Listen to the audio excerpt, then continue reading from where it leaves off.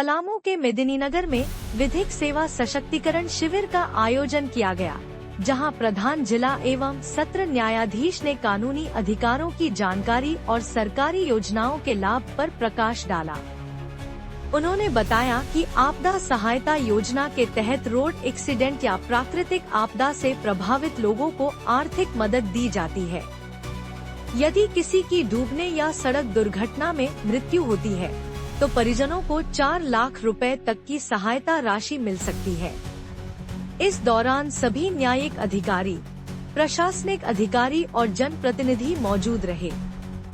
पूरी जानकारी के लिए जुड़े रहें न्यूज देखो से। सर, हमारे यहाँ पर वैसे लाभुक जिनके साथ किसी प्राकृतिक आपदा का घटना घट चुकी होती है उन लोगों को सर आपदा सहाय मद के अंतर्गत सर विभिन्न राशियाँ उपलब्ध कराई जाती हैं। जैसे सर अगर किसी व्यक्ति की रोड एक्सीडेंट में मृत्यु हो जाती है और वो हिट एंड रन का केस होता है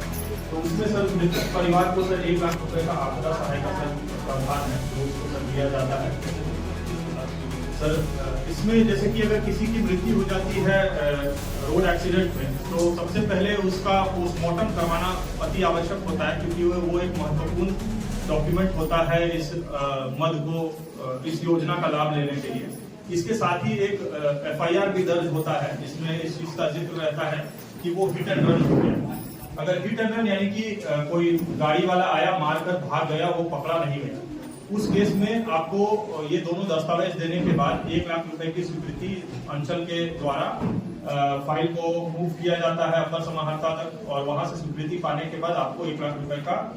जो भी मृतक परिवार होता है उनको दिया जाता है। लेकिन यदि मान लीजिए कि किसी की मृत्यु होती है और उसमें ट्रक पकड़ा जाता है तो उस केस में ये लागू नहीं होता है, क्योंकि उसमें फिर अन्य धाराओं के तहत उससे जो इंश्योरेंस होता है उसके थ्रू ये क्लेम किया जाता है। दूसरा जो है आपदा सहाय में वो ये आता है कि अगर मान लीजिए किसी की डूबने से मृत्यु हो गई है तो डूबने से अगर यदि किसी की मृत्यु हो जाती है किसी नदी में, किसी तालाब में, किसी पोखरा में, तो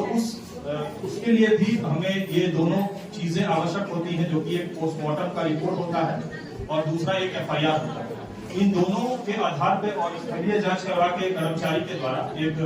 फिर स्वीकृति ली जाती है अपर समाहर्ता से, और इसमें 4 लाख रुपए का प्रावधान है। उसी प्रकार यदि किसी का घर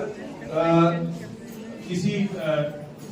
प्राकृतिक आपदा के तहत यदि जल जाता है तो उसमें विभिन्न श्रेणियों में बांटा गया है कि वो आधा जला है, पूर्णतः क्षतिग्रस्त है या आंशिक क्षतिग्रस्त